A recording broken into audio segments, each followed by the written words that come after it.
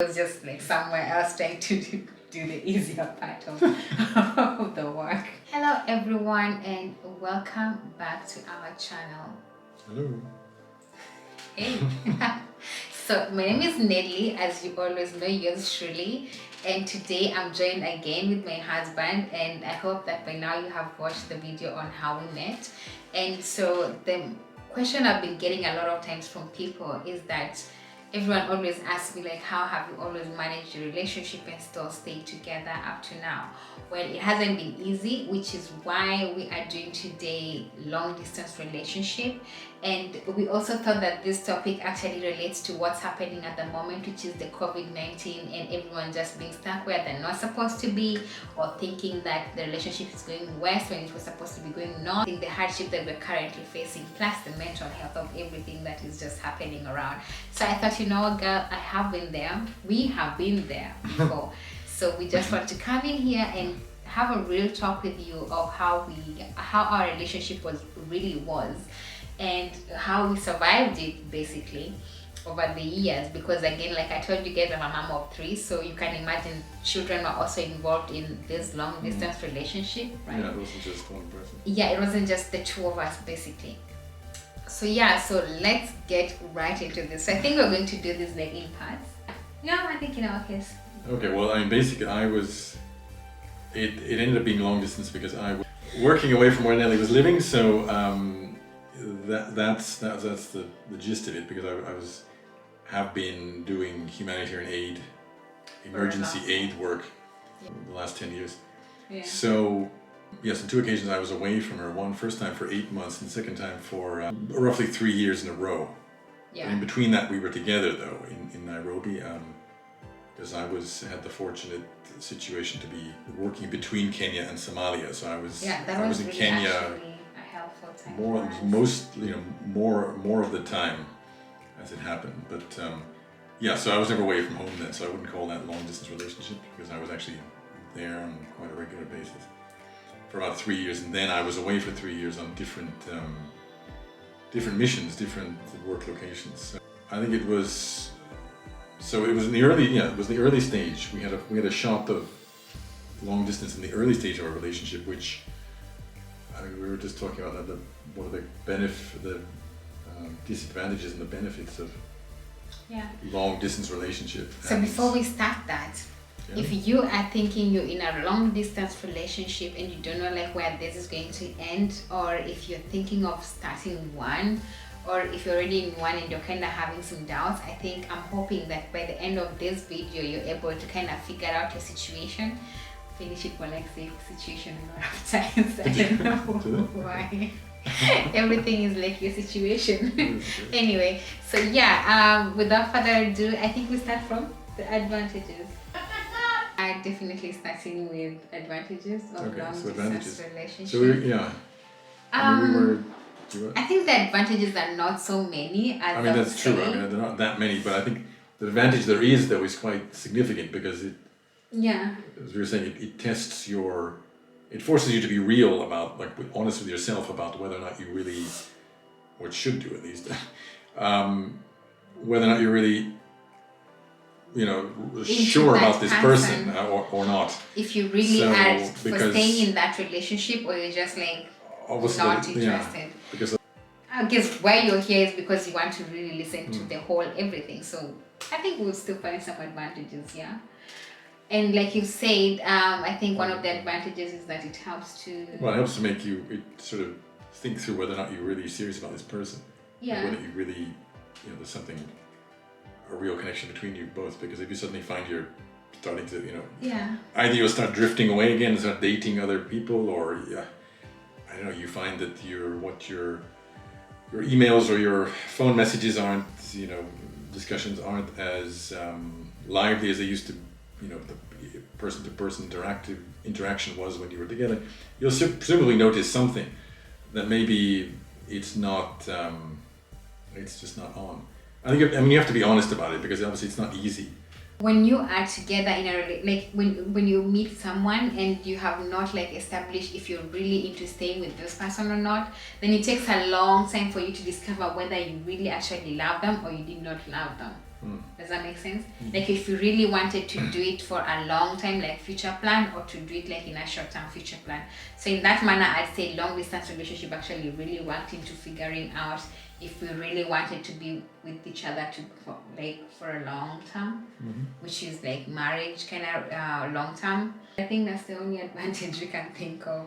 If you have any other advantage you know about, just let us know down below, and we'll actually be sure to think in that line of thought. Yeah, but I think So I mean, it's I guess we sort of feel the disadvantages are more. But so I guess if there's a plus side of anything, it's just to understand how to develop because the disadvantages are more. We felt it's what it means is that you really need to come up with a plan and a strategy for your relationship, like what's going to happen exactly in the future. I mean, of course it depends on the situation, how you met, and then what is causing you to be apart. Like if you're here as a woman, I think this is where you get to feel me and understand me, because it has really been hard for your girl, mentally, emotionally, physically, and just everything wise. It hasn't been easy. It's no, I mean it certainly isn't easy at all. I mean it's awful actually. I think I'll say the same. You often end up with short and incomplete communications. So meaning over whether it's a WhatsApp, a video call, or an email, or whatever. About something. Yeah, you sometimes get forced into these very short communications, and then one person is under stress maybe because they're trying to fit in this important call to you. And I think also the environment dynamics don't match. Of course not. At the same time, because he was an aid worker and I am in Nairobi. I was being a mom, right? So every time I call him about home, kids, and what's happening in their lives, he'd be like, "What's like? There's something happening. What do you do in your work?" Well, I mean, it depends where I was. Like but, food distribution. If I was, and who did not it depends when what, she caught me in the daytime, because either we were caught in some intense. So I always felt like most of the time it was always hard to shift, like have this one person who's good at their job and living at work, because when you live where you work, it's more different from when you commute from home to work. Oh, absolutely. Because if you live at the workplace, or if you live where you work, you kind of become the work. Yeah, I mean, you never can't switch off. It's very difficult. And when you come from work to home, you kind of have that time to shift. Maybe on your drive, you have to kind of start thinking about family and stuff. Your body, your mind naturally just kind of unwinds from what you're doing before to what you're going into now. So I felt like in our relationship, most of the time, if I had like to call and like say, oh, Adrian had this, or Matthew's doing this, or this happened, it was always really hard for us to connect in this conversation. So it was like kind of like I'm always reporting what has happened, then kind of telling what has happened. So I felt like that was really, really a challenge for me, because all the time when you're communicating with someone, you always want to feel connected to them. You always want to feel like you share the same ideas and the same everything. But what he was good at doing sometimes was he'll give me the ear, because somehow you need to like let it just all out. By the end of it, sometimes it felt like, dude, I was actually asking you a question. Did you get that part? Well, and because maybe at the same time when I'm calling, sometimes I'm calling during the day, and maybe at that time he has like someone in the office talking to, and so it's just hard to fit into whatever is happening. Yeah, I mean, that's the problem. It was also the nature of my work was not always it wasn't really like very family friendly at all. So if you're thinking of doing a humanitarian aid work, I think this video will really be helpful for you, because I was anybody who's, I mean, there are people like on oil rigs in the North Atlantic, these anybody who's doing something that's a bit off the normal, or some crazy engineering project in God knows where they have tight deadline, and maybe winter's coming. Any of these kind of jobs. It doesn't have to be aid work. I mean, there's probably many medical. Anything that takes you away from home for a long time. People in developed country is one example. Yeah. Intensity of the the shifts, all these things. Yeah. This is actually there's an overlap. Even with this kind of situation. Yeah. So before you find yourself in an emergency situation, I think it's really nice that you can listen out to this, because it's really just we're sharing to just help any other person who's starting this or thinking about this. Another one was the part where you have parties. Yeah, so kids grow old along the way. Yeah, celebrations. Dad is not home, mommy Notable is dates. home. There are notable events that really happen, that just are life-changing events that really happen.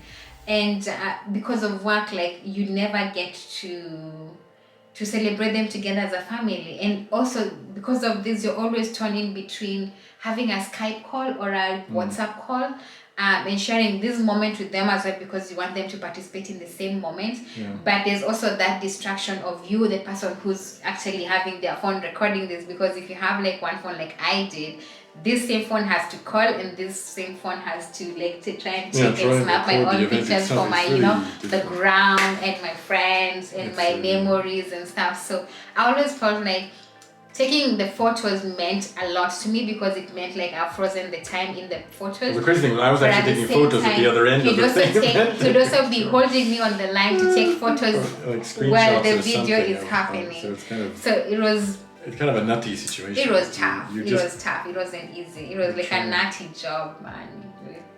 It wasn't so easy. No. But yeah, still thankful that we still made it through that time. And another one is the parents staying at home. We're sharing responsibilities. Always feels abandoned. I felt, I don't know if all of you guys feel the same if you have been there, but I always felt abandoned. As much as we did have like good communication, it was like every responsibility was left on me. Like right now we're together, so I kind of know like when kids need to go to school, you take them to school. I have the flexibility of trying to plan my time around everything else.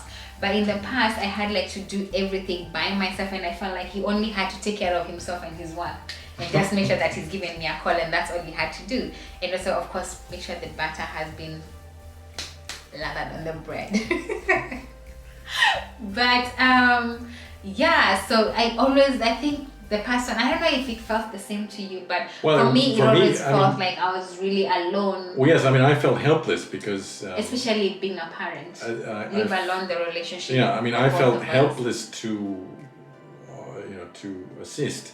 All I could do was like talk, from the other end, try and give guidance or something, or just, you try and just comfort the other person to sort of relieve their anxiety and stress. And so actually, guys, if you don't know this, I'm a mother of boys, and these boys have driven me crazy. If I mean crazy, I mean like crazy, so you can understand. And the other person is there just offering emotional support via the phone call. Yeah, so you're trying to like understand also what's happening. He actually was working in Iraq, and I felt like my house was the work he was doing, and he was just like somewhere else trying to do the easier part of the